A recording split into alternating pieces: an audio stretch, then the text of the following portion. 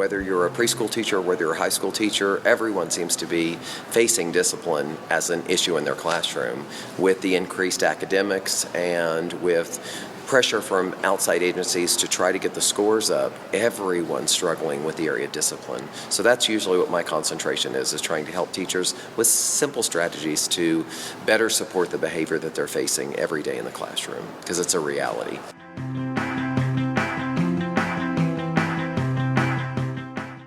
You know, it's interesting because our natural inclination as either a parent or a teacher is to discipline the way we were disciplined.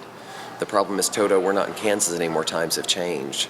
So a lot of our new teachers that are coming in, they may have had their teachers use timeout, clip systems, go to the office. And what research is showing is a lot of the compliance-based strategies that were once effective on us are not effective anymore, or not as effective. When you look at things like ISS and detention and other means that are more punishment-oriented, they were very effective. And they are very effective now for the children who never get sent to timeout, for the children who never go to ISS. The same kids are going to ISS and detention. So when you look at a new teacher, one of the things that I really work with new teachers on is if you want to change behavior, the first thing you need to do is develop the relationship. Now that doesn't mean you're not going to have boundaries. Some of the teachers that have the best boundaries in the world, or that have the best relationship in the world, are the ones that have the best boundaries. But if you want to change the behavior of a child, I'm going to look at you and say, first step, what are you doing to strengthen the relationship? Because if you strengthen the relationship, the child's going to work with you rather than against you.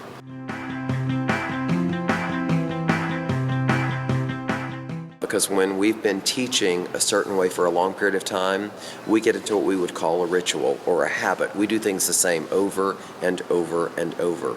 We're also very inclined to teach the way our teachers taught us. Well, many, many years ago, we all listened to lecture over and over and over and over. And where 30 years ago lecture might have been very, very effective, our kids in today's society have what's called instant gratification. You and I could watch a television show for 30 minutes. We even got up and walked across the room to turn the TV on. We got exercise. Kids today now just change the channel, change the channel, change the channel. And so they're used to a whole lot more novelty. That's putting a lot more pressure in the classroom because our kids are not able to sit still as long.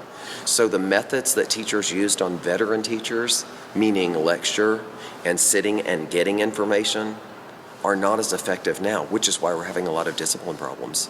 So what I try to do in my workshops is model very appropriate interactive teaching, because I find if I do that, the teachers are more likely to say, well, you know, even though I was raised in sit and get, today I need to teach it a little different. I need to understand that it's easier to channel that child's behavior than to stop it. So I help teachers get the kids up and moving more, have a lot of interactive teaching, because if we have multimodal or interactive teaching, our kids are going to be more successful. So again, that's designed for veteran teachers, but across the board, good strategies are good strategies.